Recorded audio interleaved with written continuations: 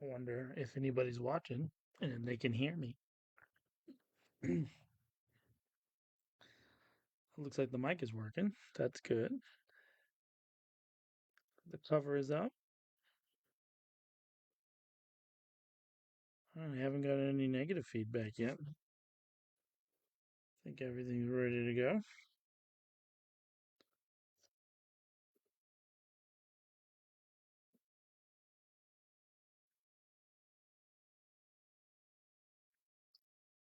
And here we go.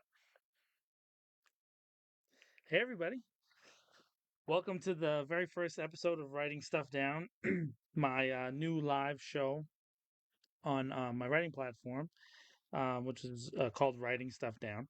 Writing Stuff Down was started as a community for writers to get together and talk about writing. And then it's a place where, I've published poems and stories from different people here in Worcester that I've met through my work with Manny J Media. So, really, Writing Stuff Down is yet another expansion of the Manny J Media brand and an opportunity for me to talk about my first love, which has always been writing. Um, so, this first episode is really just going to be me talking about what I want to do here. And then I have some guests lined up that are going to come on and talk about their projects and their books. It's really going to be twofold. It's going to be me here talking and with some guests about their books, and then there'll be the community chat, which I got from Manny. That's going to be allowing people to check in. A lot of the writers at the beginning aren't necessarily super famous, but they have published books or they've written poems or stories. They're probably friends with me, for one particular reason or another, and I want to give them the opportunity to come on here and talk about their writing. The same thing that we already do at Writing Stuff Down, which is to allow people to publish their stuff and put stuff out. Eventually, hopefully, it'll expand to something else, which is related to my work with Manny J Media, in that we are trying to break into the more, self-funded production side of movie making. And what are movies but stories written down that are brought to life, right? And so there's the opportunity to get into that realm really, which led me to leave my job at Westerman for the last 4 years working at Westerman as the main props guy under Danny. Made me realize a lot of things about me, but in particular, one of the things that I hadn't really gotten a chance to do over the past 4 years is write a lot, except for school.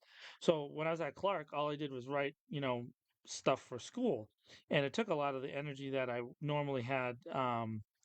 In the past to write, whether it was poems or stories or even books, screenplays, songs, all kinds of different things, even just notes, like note taking. When you're reading a book and you write down lines that you really like and you try to remember those things.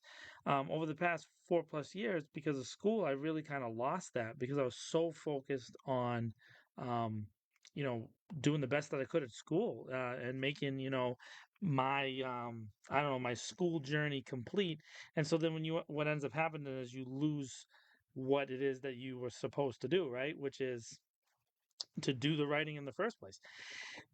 While Manny and I have been working on and Leanne, Manny and me and Leanne and Charisse and other people as well. There's a lot of people, Cole, a lot of people who have helped us out over the years.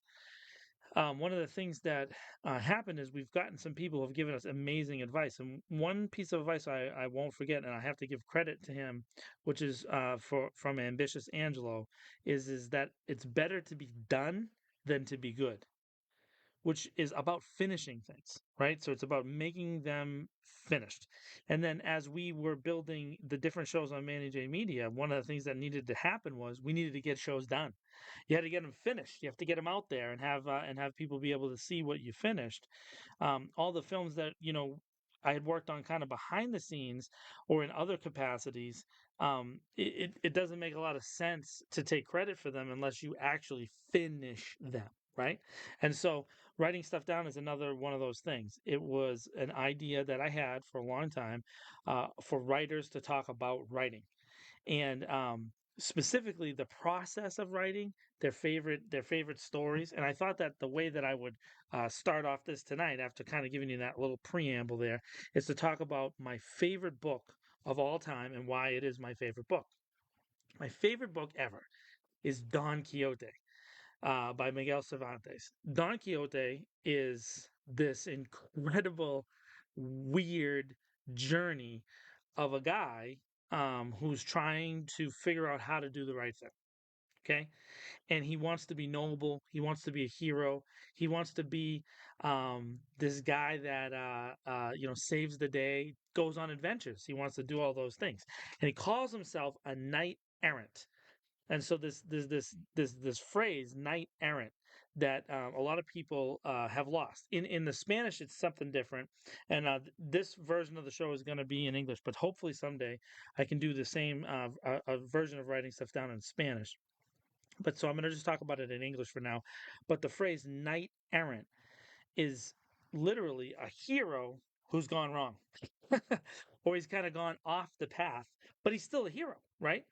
And when I was reading this book, I was poor. I was at the time I was getting in and out of trouble when I was a young guy. And the first time I ever read it, I rented it on Quixote, and I thought he was crazy. And it wasn't because of the famous scene. Everybody knows the scene about the windmills, right? And he's going with his lance on his horse, and he's going to fight the windmill. That's not the scene that made me think he was crazy.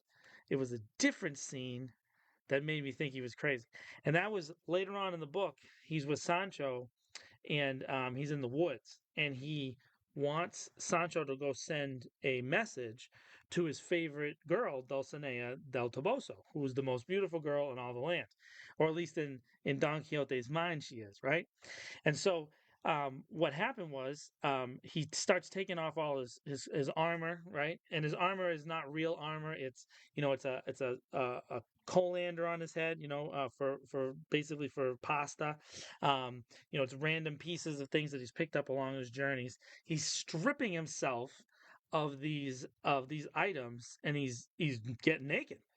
And another reason why writing stuff down is on at 9 o'clock on a Sunday night is because some of these books have adult topics. So Don Quixote's naked, and Sancho, his buddy, doesn't want to look at him because he's naked, and he asks him what's going on, and he tells Sancho that he's going to go crazy in the woods, and that he wants him to go tell Dulcinea that he's going to go crazy in the woods. And by the what he means to go crazy is he's going to rant and rave like a madman. He's going to go crazy. He's going to throw things against the wall. He's going to do all kinds of, funny, weird things. And he's going to do that solely, right, to say to Dulcinea that he would do anything for her. And I remember at the time thinking, that's weird, man. I was like 9 or 10 years old reading that book, and I was like, this guy's a strange dude. And but it compelled me to finish the book. And at the time, when you're 9 or 10 years old and you're reading like advanced novels, it's hard to finish books, right? It's really, really difficult. And I find a lot of people don't read books because they find it hard to finish them, right? So they start a book and they can't get past the first thing.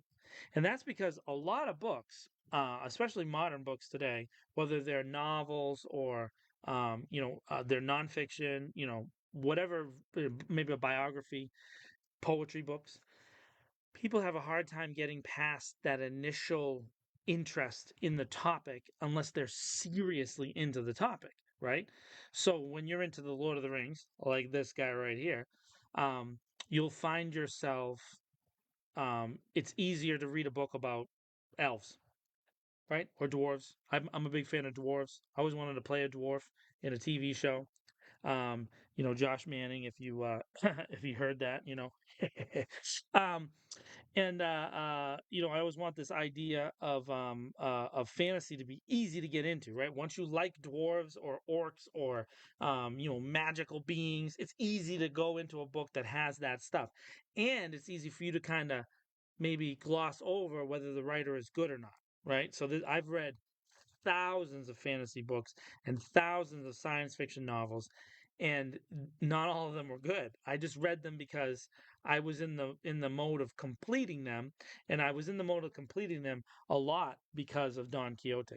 Don Quixote is a ridiculously long book. It's thousands of pages long, but it is written in these very short little vignette chapters. So it's usually 3 to 4 pages in English. In Spanish, it's a little bit longer, but those little chapters, they have headings, and the heading is usually related to the thing that is going to happen in that chapter, right? There's actually a series of chapters where Don Quixote is telling a story, and the chapters go something along the lines of Don Quixote continues to tell the story to his friends, which I find to be hilarious, right?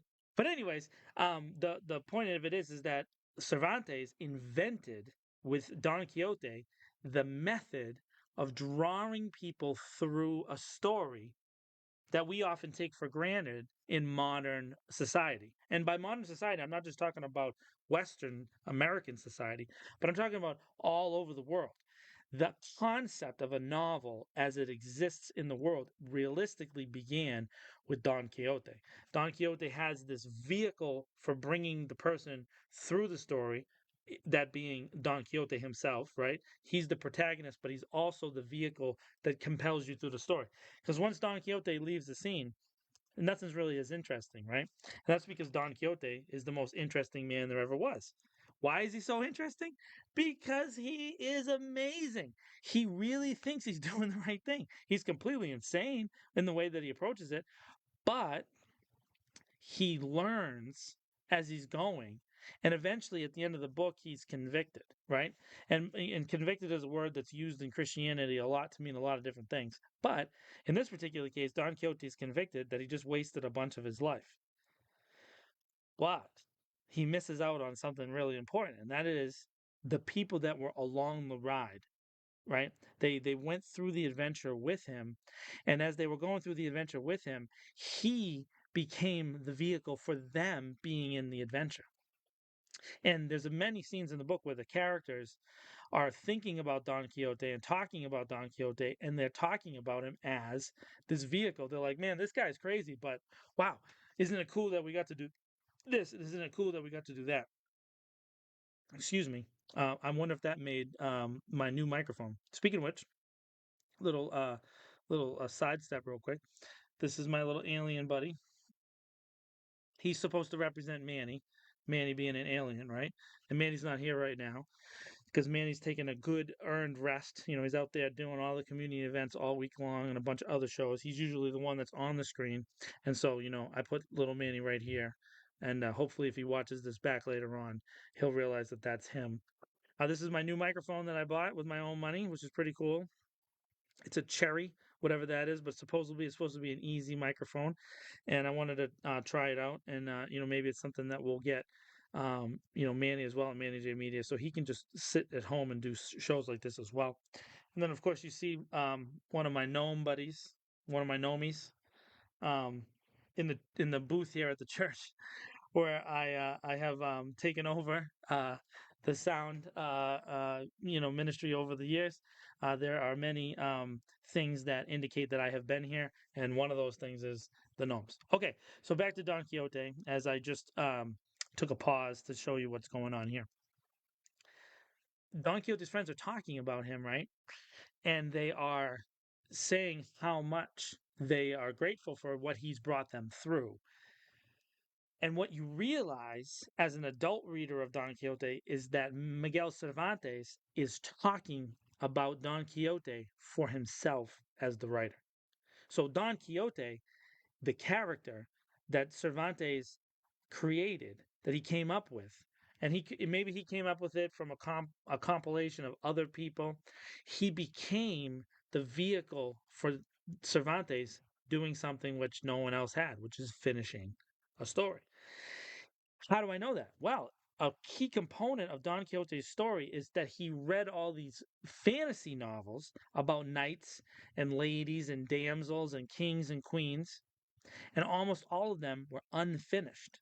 And Don Quixote, in reading all of those books, went crazy, right?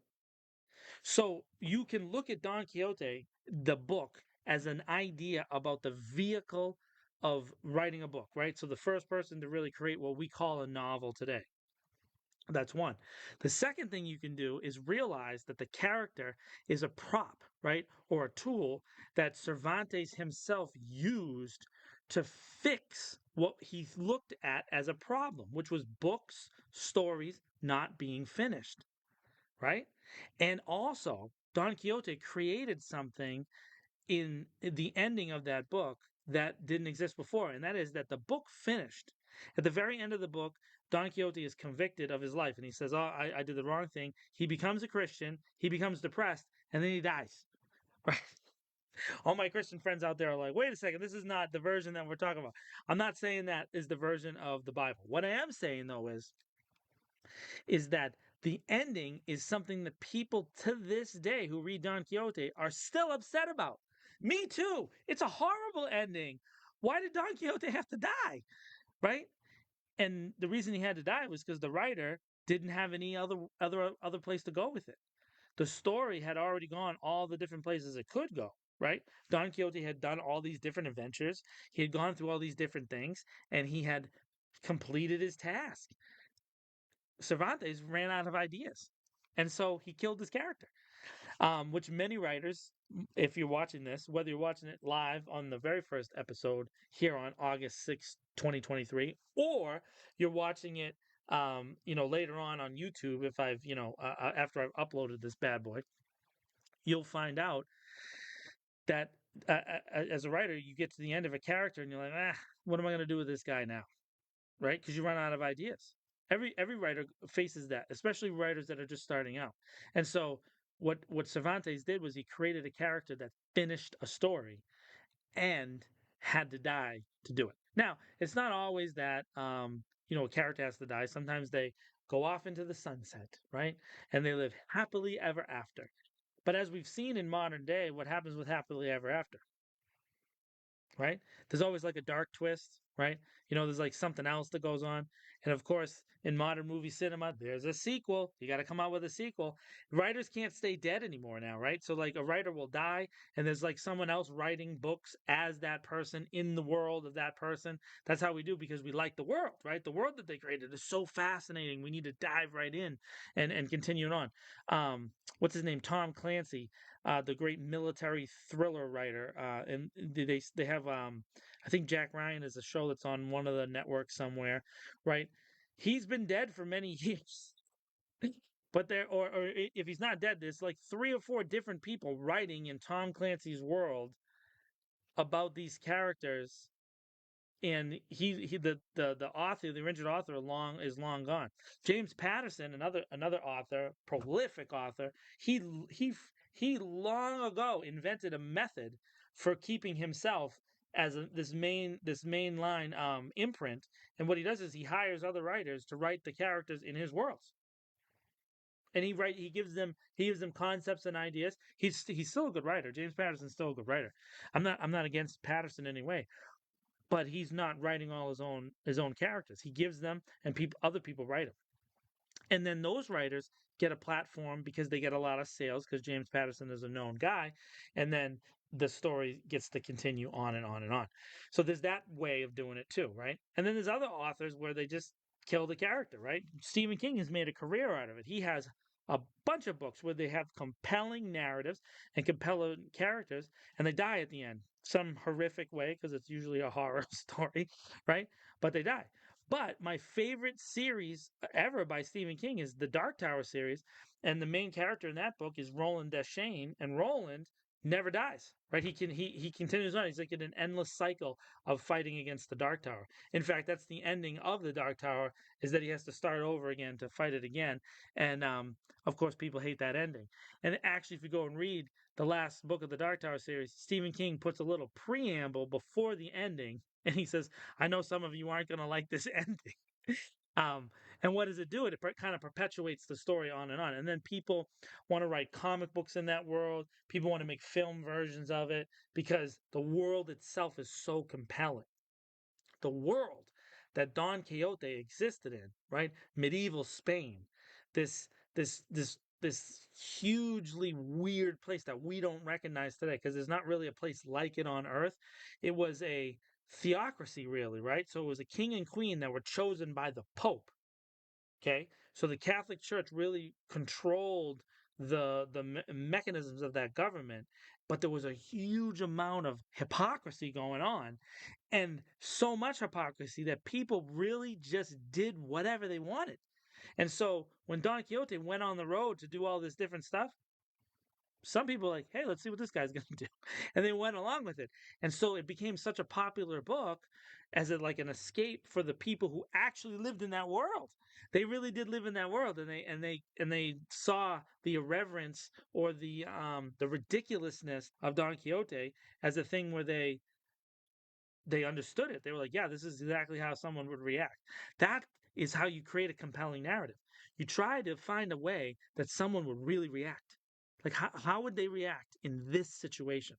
And then the character becomes compelling and it gets you over the hump as a reader to want to finish the story. So, 9-year-old John again, reading Don Quixote, I got to that scene. He's in the woods, he's naked, and he's crazy. And I thought to myself, this dude is crazy, but man, I kind of want to see what happens next.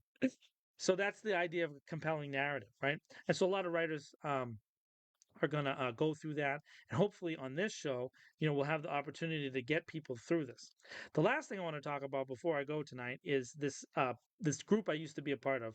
And the name of this group is called the Fellowship of the Spine. The Fellowship of the Spine was a book club in prison.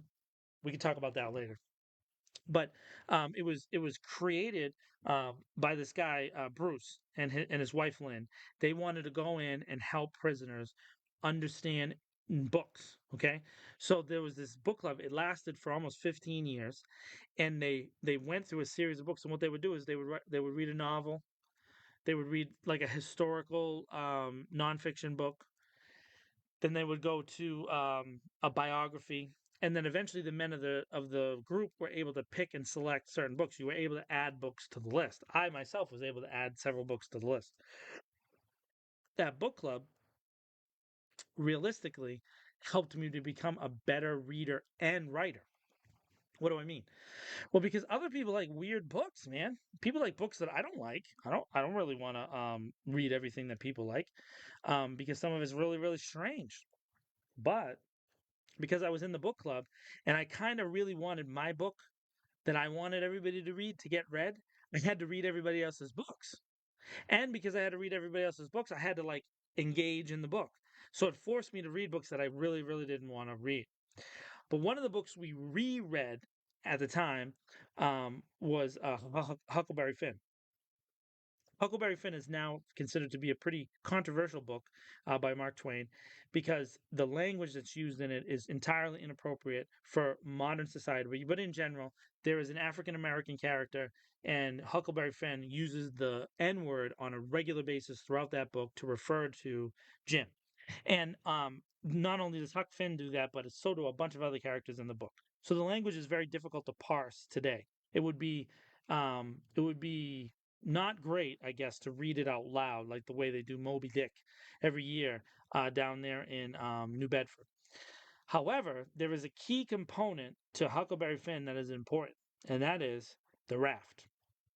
The raft is the vehicle that Mark Twain uses to get Huck and Jim down the river to finish the story, right? So you have to understand that getting them down the river, there needed to be a narrative device to get them down the river to complete the story of Huck and Jim.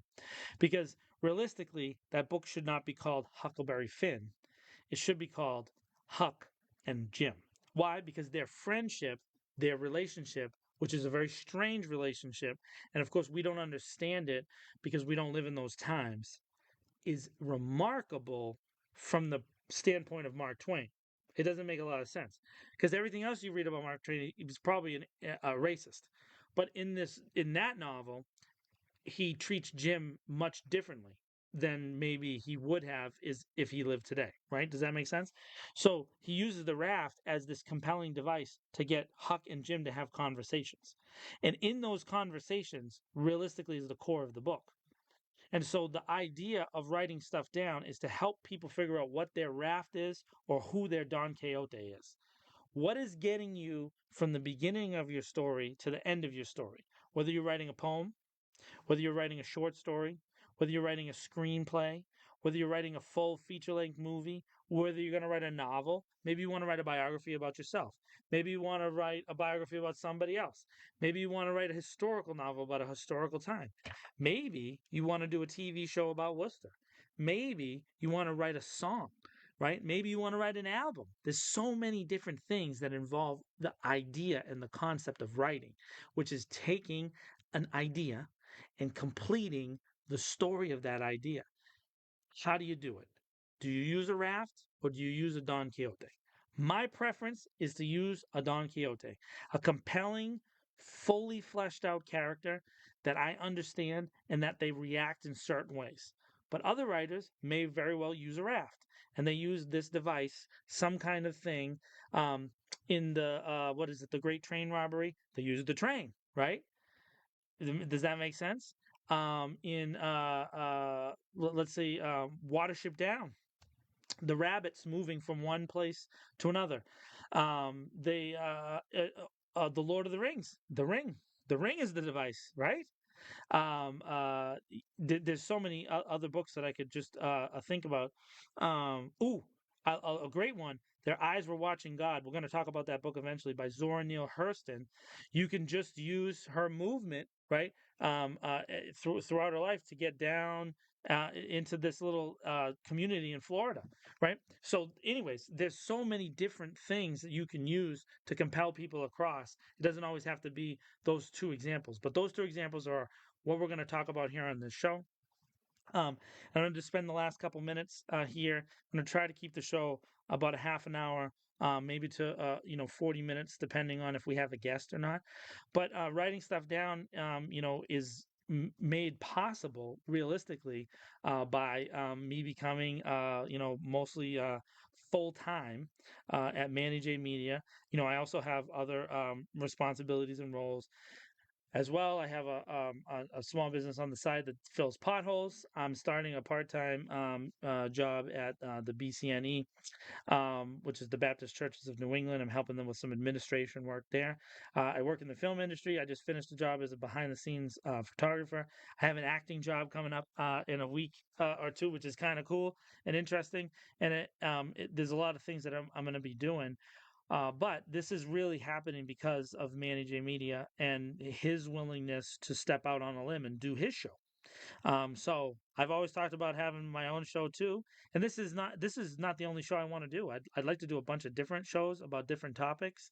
And if you know me at all on Facebook or the interwebs, you'll probably realize that I have like 35, 40 groups that I'm involved with. There's a bunch that we run that we're involved with managing and getting involved with, whether it's politics in Worcester or the Hollywood Film Group, which is about the Worcester film industry. Um, there's one we started recently called Freeish Speech, which is also about politics, but also hard subjects to give people the opportunity to have those things. Interviews where Manny takes these deep dives with specific people. Manny on the street when he goes out and he's off in the land. Foodie Fridays now. We have this food show with Manny and Charisse. And so writing stuff down is just another part of that family of shows. Hopefully you enjoyed it. Thank you for watching. And I will try to see you next week with a guest on the very next episode of Writing Stuff Down. Have a great night, everybody. And I will see you soon.